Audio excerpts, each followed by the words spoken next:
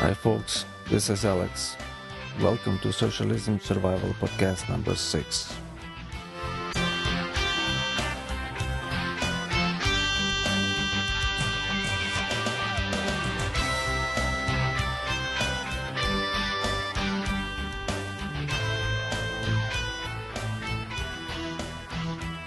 Before I'll get to the subject of this show, I'd like to invite you to check out my website, socialismsurvival.com. Please join the forum where I'm waiting for your comments and suggestions. In my blog, I post parts of the podcast transcript to remind yourself what you've just heard, or to share with others what this podcast is about. If you find this show interesting, educating, and even entertaining, please spread the word. Let others discover the truth about socialism, its ideological foundation of utopianism, Marxism, and Leninism, and its ultimate goal, communism. They may call themselves whatever they want, Marxists, Leninists, communists, but for practical reasons, we call them socialists, according to what they were able to achieve so far in the countries known as USSR, China, North Korea, and few more. I lived for 27 years in what was called developed socialism. When in 1987, mighty Soviet Union celebrated 70 years of October Socialist Revolution, who could suspect that in 4 years Soviet Union will cease to exist and its 15 republics will go their own way as independent countries? I'm saying this to encourage you, to give you hope, to let you know that even if socialism will cover America with its tyranny, it will not last forever. Because even if Soviet slaves realized that freedom is better than living behind the Iron Curtain, so much more American people who know freedom and how to fight for it. I told you in a propaganda podcast number 3 about deeper meaning of the Iron Curtain, that it's not only a physical border or separation between capitalism and socialism, freedom and slavery, but it's more about what is built in people's minds and hearts. Through my life in Soviet Union, while locked in its borders, I was able to stay free from brain-damaging effect of socialistic propaganda, in spite of its endless attacks. At that time, while having a lot of experience for my young age, I didn't completely know what they used as their manual, what motivated, inspired, and directed their beastly behavior. Knowing that would be incredibly helpful in planning and executing more effective counter-propaganda.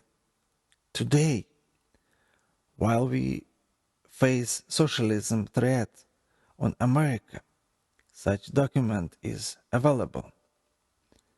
I found it online during last presidential campaign. Both the subject and title of this document are defined by one word: psychopolitics. What is that? Well, right there is the definition. Psychopolitics is the art and science of asserting and maintaining dominion over the thoughts and loyalties of the individuals, officers, bureaus, and masses, and the effecting of the conquest of the enemy nations through mental healing.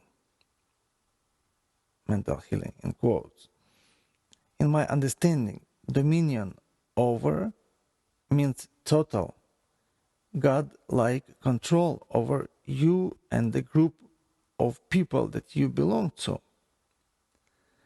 Does it remind me the communist regime that I survived? Most definitely.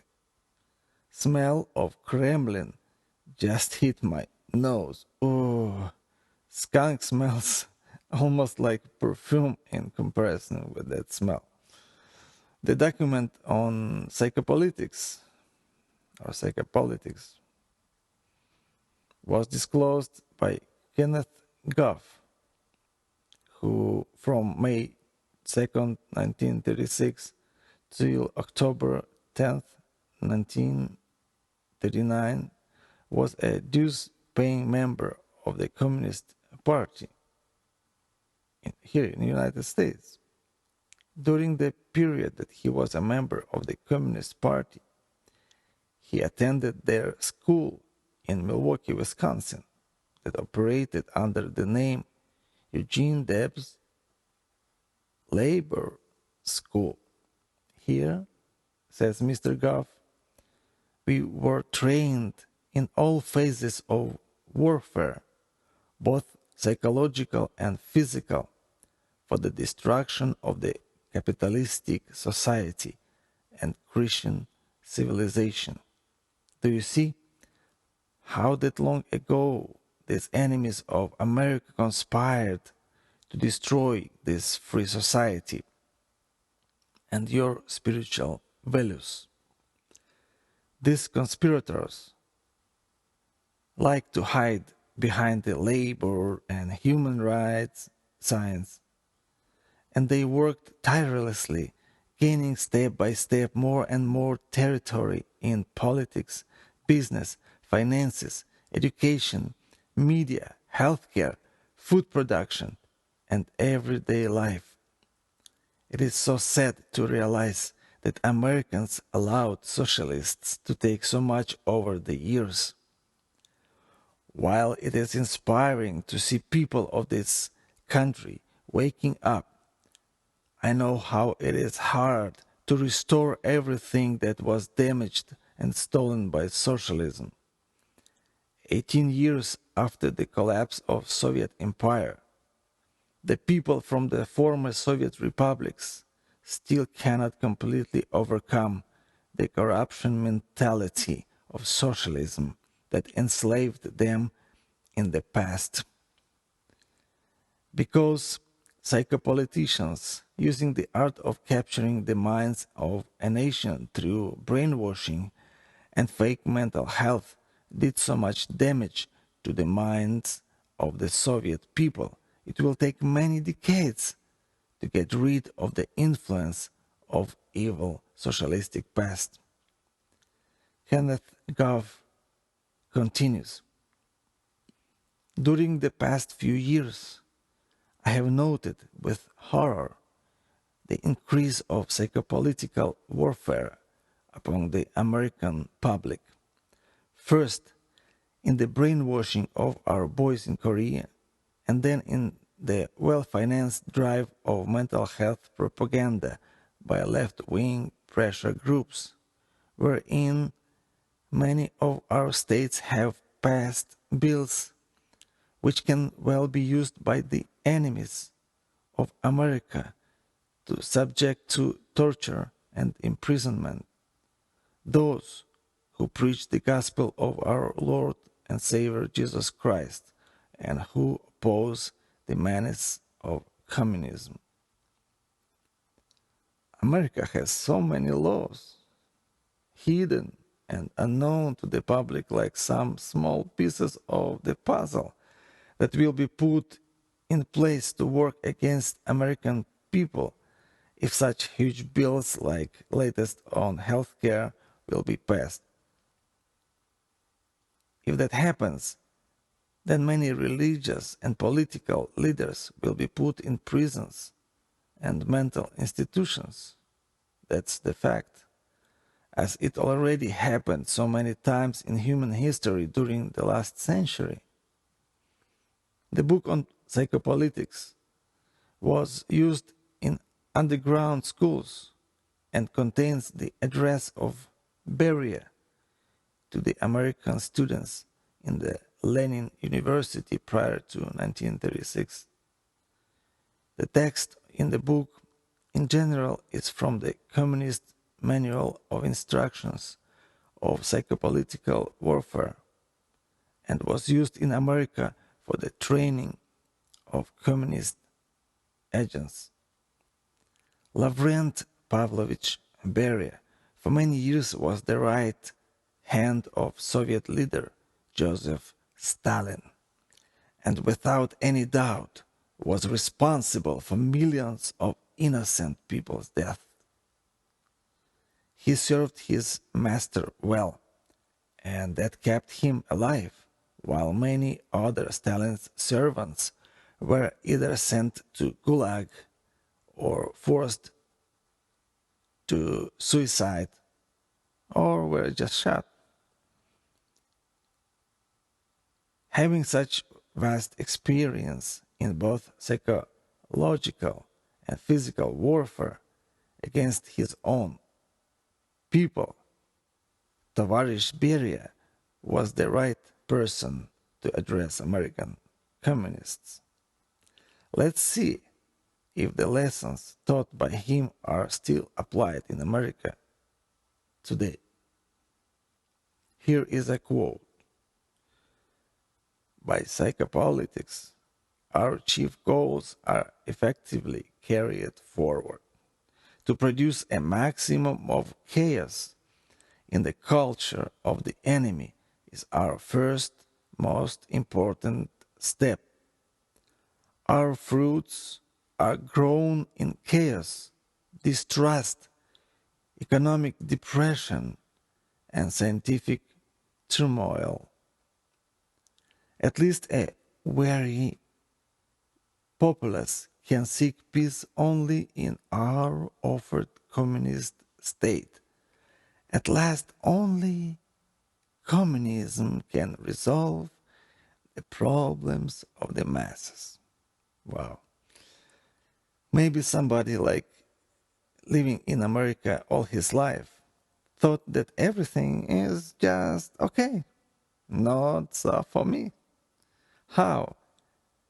Taking Bible and prayer out of school can be okay. How? Removing 10 commandments from courthouses can be okay. How Hollywood with its propaganda of sex and violence can be okay. How assisted suicide and something like Terry Shiver's death in Florida by Gulag-style court-enforced torture can be okay. How teaching school kids about premarital and extramarital sex can be okay. Tell me, how replacing faith-driven society with pleasure-driven society can be okay. This list may go on and on. Don't you see in all of these socialist fingerprints creating chaos in American culture? What was in the Woodstock? Young people exercising their freedoms, or well-planned socialistic action to create a chaos in America's culture? What about economic depression, well-planned and executed by socialists, manipulating both housing market and banking system? Or take the latest scientific turmoil surrounding so-called global warming. If Beria was still alive, he would be cheering his American students for precisely following his commandments. Because as the result, he would see a weary populace seeking peace in the offered communist state.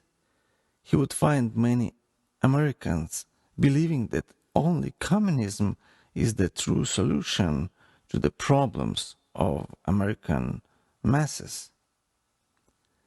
Next quote.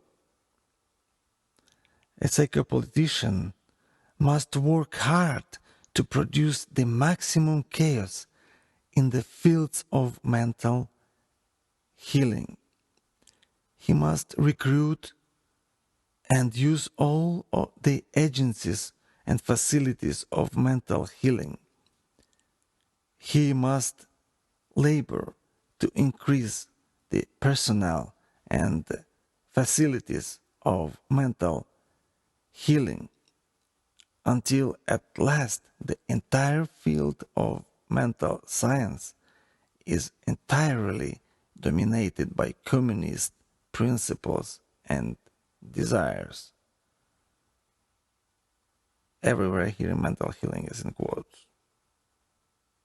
Of course, it's not a healing.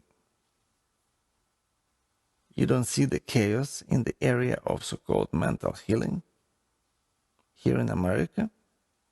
I do. But I would call it mental damage and destruction. I see how they worked hard and smart to fool American people, even many conservatives, who also allow their children to be drugged with oppressive drugs in the name of that mental healing, from such things as ADD or ADHD or whatever you call it. They made even arguing these things as a taboo. One man, I've heard Dr.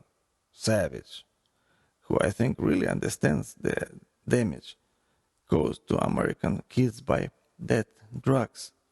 He dared to speak against that kind of medicine and was viciously attacked. But let me tell you, we need to become serious to know the truth.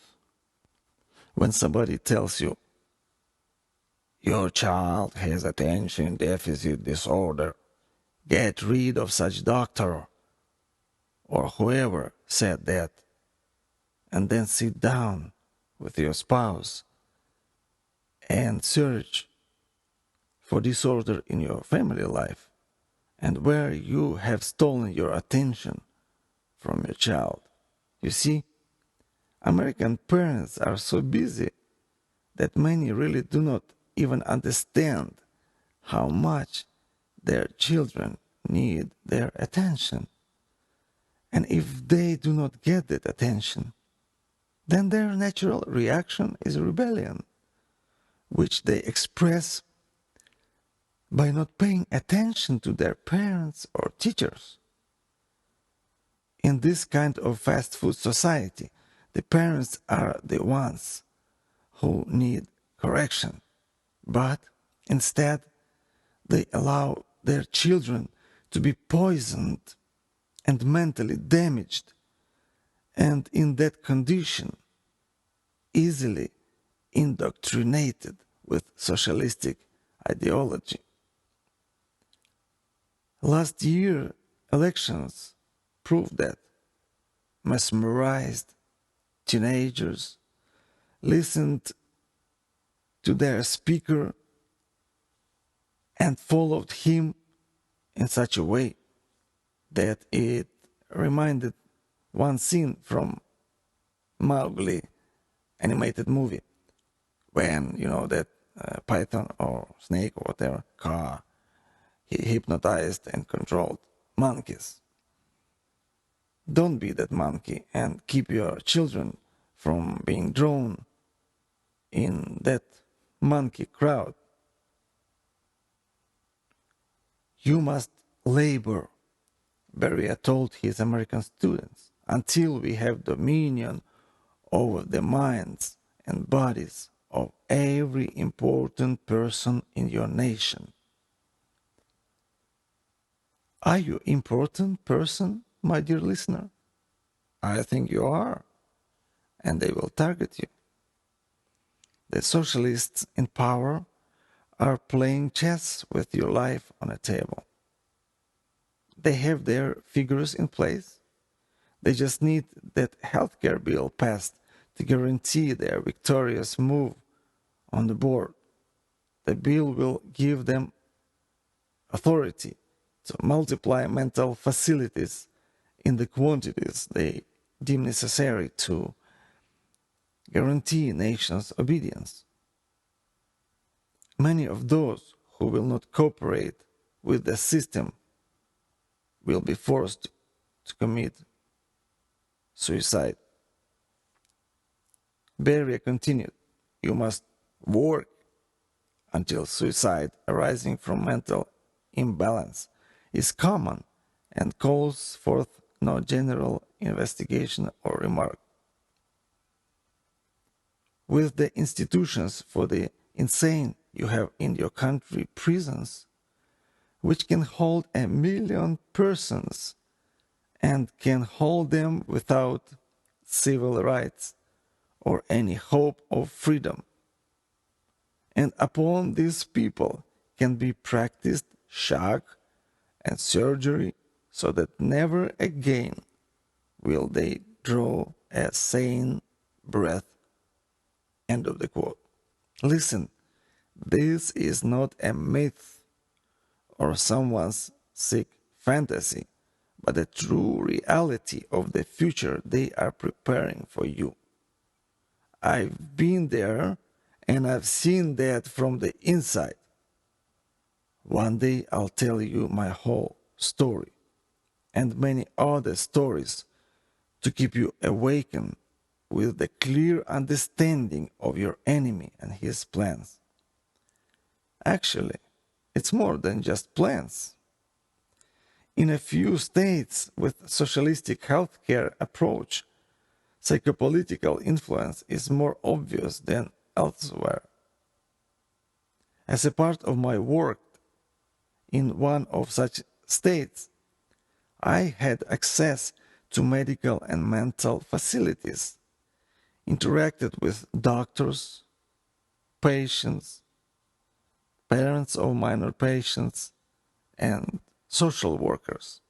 Due to confidentiality, I cannot disclose names and places, but some cases were too frightening.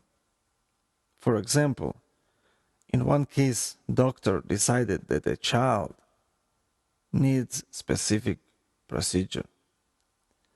Parents object, being informed of only 50% of procedure success and all possible complications. Well, I would also be objecting if I was in their place.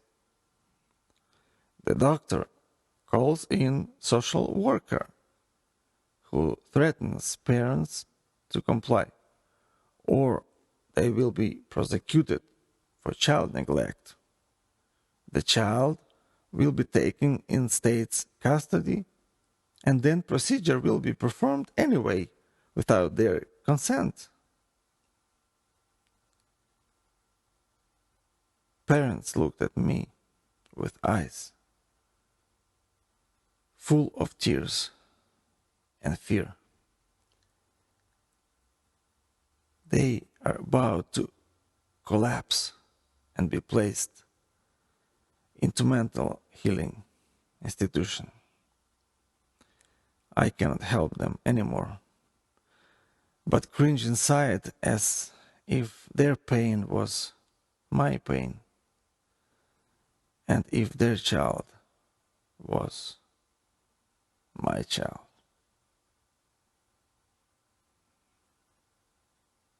God bless America, our home, sweet home.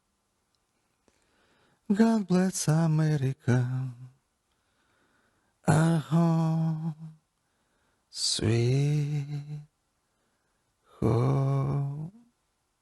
Welcome to the socialistic state of America. Look, I barely touched the subject. This far, we got only to page 4 out of 45 in my electronic copy of Psychopolitics document. Should I go on for 2 more hours trying to convince you to read it? Well, I think it is enough of thought material for this week. I'll post the link to Psychopolitics everywhere on my website, socialismsurvival.com.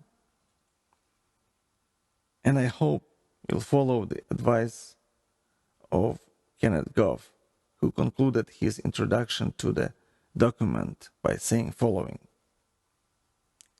"This manual of the Communist Party should be in the hands of every loyal American, that they may be alerted to the fact that it is not always by armies and guns that a nation is conquered."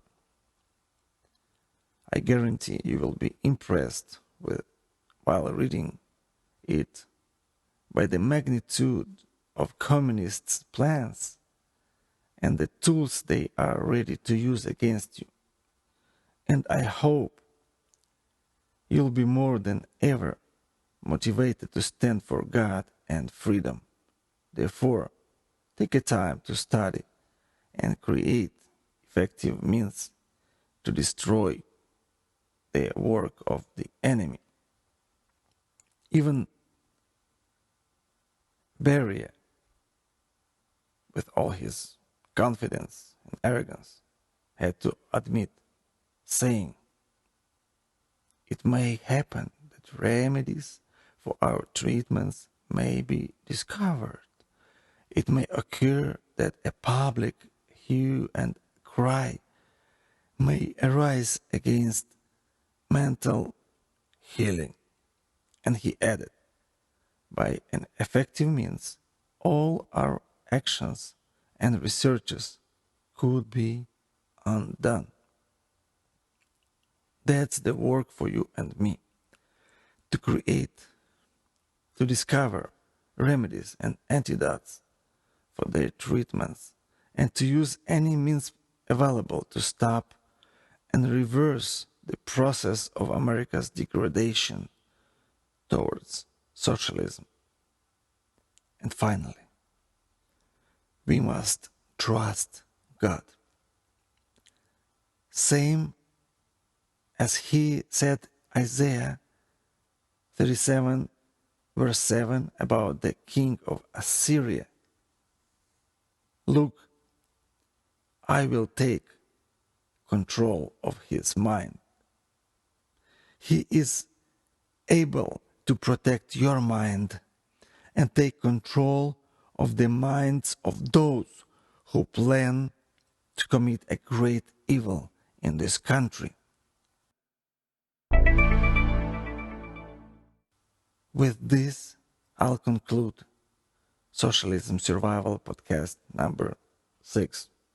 Sorry, no jokes or anecdotes today. I'm very serious.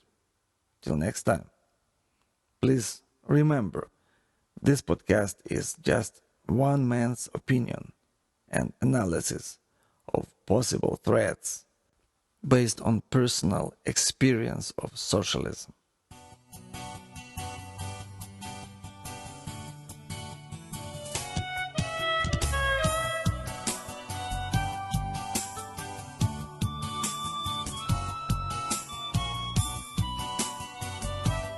Thank you for listening. I'm your Socialism Survival host, Alex. May God bless you and the land of the free.